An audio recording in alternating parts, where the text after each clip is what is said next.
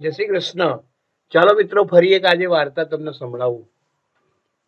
એક વાર ફરી વિચાર કરી લે ગીતા, પછી મને ના કહેતી કે તમે મને કેમ ના સમજાવ્યા. એમાં વિચારવા જેવું શું છે? દીકરા અને વહુએ મને આટલા પ્રેમથી બોલાવ્યું છે. વહુ માટે આ નાજુક સમય છે. આ સમયે તેને મારી સૌથી વધુ જરૂર પડશે. તેમની પત્નીનો ઉત્સાહ જોઈને સુરેશભાઈને કંઈક બીજું કહેવું યોગ્ય ન લાગ્યું. જ્યારથી સમાચાર મળ્યા કે સ્વાતિ વહુ માં બનવા જઈ રહી છે, ત્યારથી ગીતાબેન ખુશ હતા. થોડા દિવસ પહેલા જ્યારે દીકરા અને વહુએ તેમને આવવાનું ન કહ્યું, ત્યારે સુરેશભાઈના વારંવાર ના પાડવા છતાં ગીતાબેને તેમના દીકરાને પૂછ્યું હતું કે દીકરા, તમે કહેશો તો હું આવીશ. તમે બંનેને થોડી રાહત મળશે ને? ના માં, અત્યારે જરૂર નથી. જરૂર પડશે ત્યારે હું તમને ફોન કરીશ. ગીતાબેન ત્યારે નિરાશ થઈ ગયા. પણ હવે જ્યારે ડિલિવરીનો દિવસ નજીક હતો અને સ્વાતિની તબિયત બગડવા લાગી, ત્યારે અંકિતે તેની માતાને ફોન કર્યો. મમ્મી, તું આવી જા, પછી મારે સ્વાતિની ચિંતા કરવાની જરૂર નહીં રહે. દીકરાના ફોનની રાહ જોતા ગીતાબેનનો ઉત્સાહ સ્પષ્ટ દેખાતો હતો. ભૂતકાળની બધી વાતો ભૂલીને તેઓ દિવસ રાત નાની નાની ગોદડી બનાવતા હતા, તો ક્યારેક નાના મોજા ગૂંથતા હતા. તેમને પોતાના દીકરા માટે ચણાના લાડુ અને વહુ માટે ડ્રાયફ્રૂટના લાડુ પણ તૈયાર કર્યા. થોડો આરામ કરો, નહીં તો સંધિવાનો દુખાવો ફરી શરૂ થઈ જશે, સુરેશભાઈ ચિંતા કરતા કહ્યું. દાદી બનવાના સમાચારથી તો એવું લાગે છે કે કોઈએ મારા પર જાદુ કર્યો હોય. હવે મને કોઈ દુખાવો નથી થતો, હસતા હસતા ગીતાબેને કહ્યું. ગીતાબેનને જોઈને સુરેશભાઈની આંખોમાં 3 વર્ષ પહેલાની યાદો ફિલ્મની જેમ ચમકી. ખૂબ જ પ્રેમથી ગીતાબેન સ્વાતિને તેમની વહુ તરીકે લઈ આવ્યા હતા. લગ્નના થોડા દિવસો બાદ ગીતાએ સ્વાતિને અંકિત સાથે શહેરમાં મોકલી હતી. શહેરમાં રોકાયા પછી સ્વાતિને શહેરની હવા એટલી લાગી ગઈ કે તે પોતાની સામે કોઈને કશું સમજતી જ નહોતી. થોડા દિવસો પછી ગીતાબેન અને સુરેશભાઈ તેમના પુત્ર અને વહુના ઘેર ગયા, પણ સ્વાતિના આખા હાવભાવ બદલાઈ ગયા હતા. ગીતાબેન હંમેશા સ્વાતિને દીકરી સમાન માનતા હતા, પરંતુ સ્વાતિએ ક્યારેય ગીતાબેનને તે સન્માન આપ્યું નહીં. સ્વાતિ માટે તેના સાસુ સસરા અને સસરાનું ઘર જેલ સમાન હતું. ગીતાબેનની વહુ સ્વાતિ જાણતી હતી કે તેની સાસુ ખૂબ જ સરળ છે, તેથી તેણે તેનો લાભ લેવાનું શરૂ કર્યું. પોતાની જાતને વ્યસ્ત ગણાવીને તે હંમેશા ઘરની બહાર રહેતી અને ગીતાબેન ઘરના બધા જ કામ એકલા કરતા. આ બધું જોઈને સુરેશભાઈને ગમતું નહોતું. જ્યારે તેઓ સહન ન કરી શક્યા ત્યારે એક દિવસ તેમણે તેમની વહુ સાથે વાત કરવાનું નક્કી કર્યું. એક દિવસ સુરેશભાઈ સ્વાતિ વહુને કહ્યું કે વહુ, તારી સાસુ વૃદ્ધ થઈ ગઈ છે, તે થાકી જાય છે અને ઊભા રહીને તેના ઘૂંટણમાં દુખાવો પણ વધી ગયો છે. તો મહેરબાની કરીને તેની સાથે થોડું કામ કર, જેથી ઝડપથી કામ પૂરું થઈ જાય અને કોઈ એક પર કામનો બોજો ના આવે. સુરેશભાઈ આ બોલતા જ હતા કે સ્વાતિએ ઘરમાં હંગામો મચાવી દીધો. સુરેશભાઈ અને ગીતાબેન કંઈ બોલી શક્યા નહીં અને અંકિત પણ તેની પત્ની સામે તેના માતા પિતાનો પક્ષ લઈ શક્યો નહીં. ગીતાબેન અને સુરેશભાઈ તેમના સ્વાભિમાનની રક્ષા કરતા ગામમાં પાછા ફર્યા. સુરેશભાઈ વિચારી રહ્યા હતા કે સ્વાતિ હજી બીજા ઘરેથી આવી છે, પણ દીકરો પત્નીના પ્રેમમાં આંધળો થઈ ગયો છે. ત્યારે દુઃખ થયું. તે દરેક બાબતમાં તેનો પક્ષ લે છે અને તેના માતા પિતાનું ખરાબ બોલે છે. એવો દીકરો જે પોતાના સ્વાર્થ હોય ત્યારે જ ફોન કરે છે. તેના વૃદ્ધ માતા પિતા કેવા છે તેની એક દિવસ પણ ચિંતા કરતો નથી. દીકરો તેના સ્વાર્થ માટે જ્યારે ફોન કરે છે ત્યારે ગીતાબેન બધું ભૂલી જાય છે. કેટલાક નિર્દોષ ગીતાબેન પોતાના પુત્રના ઘરે જવા માટે સંમત થઈ જાય છે. સુરેશભાઈ સારી રીતે સમજી રહ્યા હતા કે અંકિત અચાનક કેમ વારંવાર ફોન કરીને ખબર અંતર પૂછવા લાગ્યો હતો, પણ પ્રેમથી આંધળી બનેલી તેની માતાને તે આ વાત કેવી રીતે સમજાવે. નિયત સમયે ગીતાબેન તેમના પુત્રના ઘેર જવા નીકળ્યા. ટ્રેનમાં બરાબર બેસાડીને જ્યારે સુરેશભાઈ જતા હતા ત્યારે ગીતાબેન ભાવુક થઈ ગયા. તમે પણ સાથે આવતા હોય તો સારું થાત. અત્યારથી આવીને ત્યાં હું શું કરીશ? હું તો ત્યાં આરામથી આવીશ અને પછી મારી સાથે આવી જજો. પતિ પત્ની અશ્રુભીની આંખો સાથે એકબીજાને વિદાય આપી. બીજા દિવસે ટ્રેન વહેલી સવારે પહોંચી ગઈ હતી. ગીતાબેન પોતાનો સામાન લઈને દરવાજા પાસે ઊભા જ હતા કે તરત જ ટ્રેન ઊભી રહી. અંકિત દેખાયો. આજે ગીતાબેનને 3 વર્ષ પછી તેમના એકના એક દીકરાને જોયો. મા અને દીકરો તેમની કારમાં ઘરે પહોંચ્યા. સાસુને જોઈને સ્વાતિ વહુ આવી અને ઔપચારિકતા બતાવી રૂમમાં જતી રહી. સ્વાતિનું આવું વર્તન ગીતાબેન માટે નવું ન હતું, તેથી ગીતાબેન ચૂપ રહ્યા.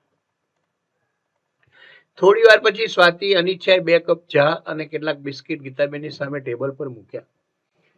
અંકિતે માને તેમનું રૂમ અને રસોડું બતાવ્યું હતું. બીજા દિવસથી ગીતાબેનની દોડધામ શરૂ થઈ ગઈ અને તેઓ વહેલી સવારે ઉઠીને નાસ્તો અને લંચ બોક્સ અંકિતને આપતા, પછી ઘરના અન્ય કામો કરતા અને સમયાંતરે સ્વાતિને દૂધ ફળ આપીને જમવાનું પણ બનાવતા. અંકિતે તેની માતાને સ્પષ્ટ કહ્યું હતું કે ડોક્ટરે સ્વાતિને માત્ર ગરમ અને તાજો ખોરાક જ ખાવાનું કહ્યું છે. સ્વાતિ મોટે ભાગે તેના રૂમમાં જ રહેતી એક જ નોકરાણી હતી, જે બપોરે આવતી અને માત્ર સાફ કરીને જતી રહેતી. સમય પસાર થતો હતો. નાના ફ્લેટમાં ગીતાબેનને ખૂબ જ ધૂંધળામણ થવા લાગી. સ્વાતિને બસ પોતાના કામથી જ મતલબ હતો અને અંકિત ઓફિસેથી મોડો આવતો અને આવતાની સાથે સ્વાતિ પાસે બેસી જતો. ગીતાબેનને ગામમાં તેમના ખુલ્લા ઘર અને બગીચાની ખૂબ યાદ આવતી હતી, પરંતુ દાદી બનવાના આનંદમાં તે બધું જ સહન કરી રહ્યા હતા. કામનું ભારણ વધવાના કારણે ઘૂંટણમાં દુખાવો પણ વધી ગયો હતો. આખી રાત ઘૂંટણ દુખતા હતા, જેથી ક્યારેક ક્યારેક ગરમ પાણીનો શેક તથા તેલથી માલિશ કરતા હતા. જ્યારે પણ સુરેશભાઈ પૂછતા ત્યારે ગીતાબેન હસીને તેમને ટાળી દેતા. માતાની ધીમી ગતિ અને થાકેલા ચહેરાને જોઈને પણ અંકિત તેમની અવગણના કરતો. થોડા જ દિવસોમાં સ્વાતિની ડિલિવરીનો સમય નજીક આવી ગયો અને એક રાત્રે દુખાવો પણ શરૂ થઈ ગયો. કોઈ ખાસ સમસ્યા ન હતી. નોર્મલ ડિલિવરીથી બાળકનો જન્મ થયો. ગીતાબેન પૌત્રના સમાચાર સાંભળીને ખૂબ જ ખુશ થયા. અંકિત, દીકરા, મારે પણ મારા પૌત્રને જોવું છે. મને પણ હોસ્પિટલ લઈ જાઓ. ત્યાં તમે શું કરશો? સ્વાતિ અને બેબી 3 દિવસ પછી આવશે, ત્યારે મળી લેજો. અંકિતનો અસભ્ય જવાબ સાંભળીને ગીતાબેન ચૂપ રહ્યા. સ્વાતિ હોસ્પિટલથી આવવાની હતી તે દિવસે ગીતાબેને સ્વાતિના રૂમમાં પહેલીવાર પગ મૂક્યો. ગીતાબેને આખું રૂમ સારી રીતે સાફ કરી, નવી ચાદર નાખી અને પોતાના હાથે ટાંકેલું બાળકનું ગોદડું પાથરી દીધું. સ્વાતિ આવી ત્યારે ગીતાબેન પૌત્ર અને વહુની નજર ઉતારી, પછી પૌત્ર તરફ જોતા કહ્યું, અરે, આ તો બિલકુલ અંકિત જેવો દેખાય છે. દીકરા, તેને રૂમમાં લઈ જાઓ. હું વહુ માટે દૂધ અને લાડુ લઈ આવું છું. ઝડપથી દૂધ ગરમ કરી અને થાળીમાં 2 લાડુ મૂકી ગીતાબેન રૂમ તરફ આગળ વધ્યા, પણ દરવાજા પાસે આવતા તેમના પગલા અટકી ગયા. આ શું છે? તારી માએ થર્ડ ક્લાસ ગાદલું પાથર્યું છે, અંકિત. બાળકને એલર્જી થઈ જશે, એને દૂર કર. હવે બેબીનો નવો સેટ જે મેં મંગાવ્યો હતો તે પાથરી દે. પણ સ્વાતિ, માએ કેટલા પ્રેમથી પોતાના હાથે બનાવ્યું છે, તેમને ખરાબ લાગશે. અને જ્યારે બાળકને પોલિયો થઈ જશે તો તને તારા બાળકની જરાય પરવા નથી. અંકિત સ્વાતિ તરફ ઠપકો આપતા અંકિતે ઝડપથી ગાદલું બદલ્યું. દરવાજે ઉભેલા ગીતાબેન પોતાના દીકરા અને વહુનું વર્તન જોઈને ખૂબ જ દુઃખી થયા, પણ કંઈ પણ વ્યક્ત કર્યા વગર રૂમમાં ટ્રે મૂકીને પાછા જતા રહ્યા. ગીતાબેન તેમની વહુની ખૂબ કાળજી લેતા. તેમણે ઘરના તમામ કામકાજની જવાબદારી પોતાના માથે લીધી હતી. સ્વાતિ બાળકને ગીતાબેન પાસે જવા દેતી નહોતી.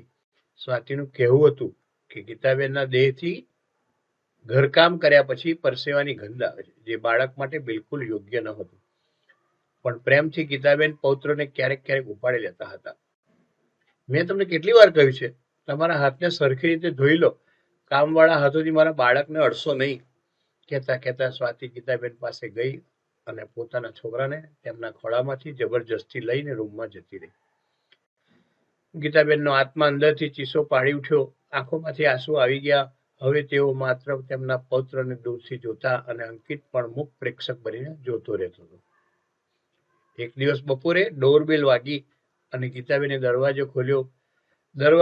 તો ત્યાં આધુનિક વસ્ત્રોમાં સજ્જ છોકરી ઊભી હતી.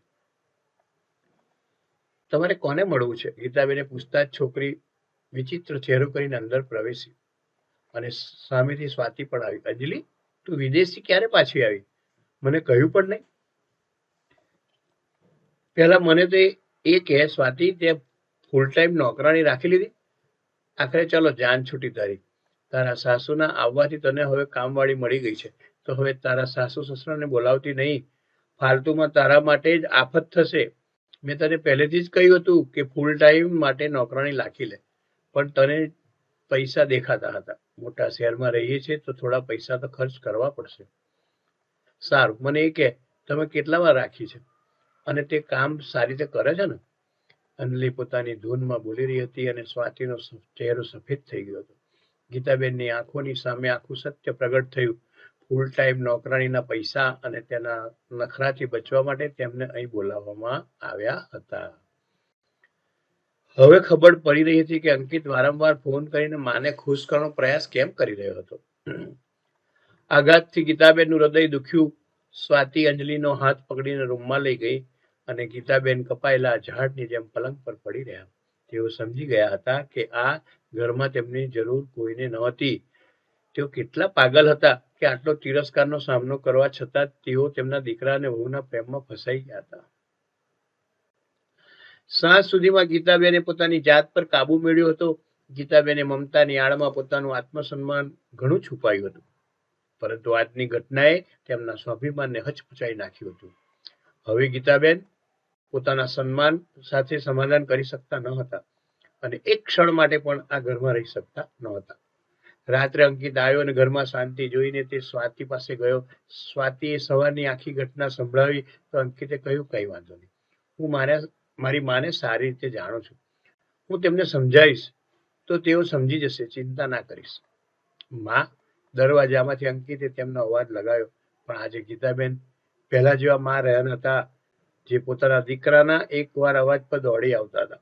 તેમના સ્વાર્થી દીકરા અને વહુથી તેમનો મોહ ભંગ થઈ ગયો હતો. અંકિત, મારા માટે સવારની પહેલી ટ્રેનની ટિકિટ કરાવી દે. ટ્રેનમાં સીટ ના હોય તો વિમાનની ટિકિટ કરાવી દે. અને હા, ચિંતા ના કરતો, આ ટિકિટના પૈસા મારા પતિ તારા એકાઉન્ટમાં મોકલી દેશે. અરે માં, આટલી નાની વાતમાં રાઈનો પહાડ બનાવવાની શું જરૂર છે? સ્વાતિની ફ્રેન્ડ કંઈ પણ કહે, તમે તેની વાતને આ રીતે દિલ પર કેમ લઈ લો છો? નાની વાત? તમારા માટે હું એક નોકરાણી કરતા વધુ કંઈ નથી. આજે મને ઘરની નોકરાણી કહેવામાં આવી છે અને તમે આ નાની વાત માનો છો? અને નામ શા માટે? હું આ ઘરમાં નોકરાણી જ ગણાવું છું. દીકરા અને વહુ બંને માટે હું નોકરાણીથી વધારે કંઈ જ નથી. આજ સુધી હું બધું ચૂપચાપ સહન કરી રહી હતી, પરંતુ હવે પાણી માથા ઉપરથી જતું રહ્યું છે. તારા પિતાએ પણ મને સમજાવ્યું હતું, પણ હું પ્રેમમાં અંધ બની ગઈ હતી. આટલું કહેતા ગીતાબાની આંખમાં આંસુ આવી ગયા. હવે હું આ ઘરમાં નહીં રહી શકું. તેની માને આ રીતે જોઈ અંકિત તેમની સામે કંઈ બોલી શક્યો નહીં અને જવા લાગ્યો. હવે જતી વખતે દરવાજો બંધ કરીને જજે. ગીતાબેને અંકિતને આદેશ આપ્યો અને પોતાના કામમાં વ્યસ્ત થઈ ગયા. અંકિત ચૂપચાપ રૂમની બહાર નીકળી ગયો. બીજા દિવસે સવારે ગીતાબેને એ વિચારીને ક્યાંક પૌત્રનો પ્રેમ તેમને રોકી ન લે, તેથી તે પોતાના પૌત્રને દૂરથી જોઈને જતા રહ્યા. ગીતાબેન વિચારી રહ્યા હતા કે કદાચ અંકિત તેમને સ્ટેશન પર મૂકવા આવશે, પરંતુ અંકિતે તેમના માટે એક કેબ બોલાવી અને ડ્રાઈવરને તેમને રેલવે સ્ટેશન પર મૂકવા કહ્યું. તેમના દીકરાના આ વર્તને ગીતાબેનને અંદરથી તોડી નાખ્યા. ગીતાબેને તેમના દીકરા અને વહુની ખૂબ સેવા કરી અને તે લોકોએ તેમનું ખૂબ અપમાન કર્યું અને તેમને ઘરની બહાર જવાની ફરજ પાડી. ગીતાબેન પ્રથમ ટ્રેન પકડીને સીધા ઘેર પહોંચ્યા. ગીતાબેનને આમ અચાનક આ જોઈને એકવાર તો સુરેશભાઈ ચોંકી ગયા, પણ પત્નીનું નબળું શરીર અને ઉદાસ આંખો જોઈને બધું જ સમજી ગયા. ગીતાબેન સુરેશભાઈને ખભે માથું મૂકીને રડ્યા. બંને પતિ પત્ની તૂટેલા હૃદય સાથે પોતાના ઘર તરફ જવા રવાના થયા. આ છે આજની વાર્તા. જો તમને પસંદ આવી હોય તો એને લાઈક કરજો, શેર કરજો અને સબસ્ક્રાઇબ કરજો. જય શ્રી કૃષ્ણ.